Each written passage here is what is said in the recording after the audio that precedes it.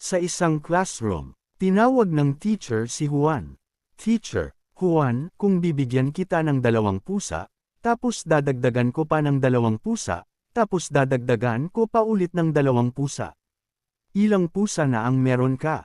Juan, 8 po. Teacher, mali, makinig kang mabuti, bibigyan kita ng 2, dadagdagan ko ng 2 pa, at dadagdagan ko pa ulit ng 2. Ilan na ang pusa mo?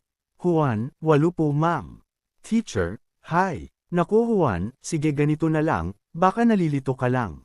Binigyan kita ng 2 mansanas, tapos bibigyan kita ng 2 pa, tapos dagdagan ko pa ng 2 ulit, ilan na ang mansanas na meron ka? Juan, 6 po. Teacher, good. Marunong ka naman pala, okay ngayon.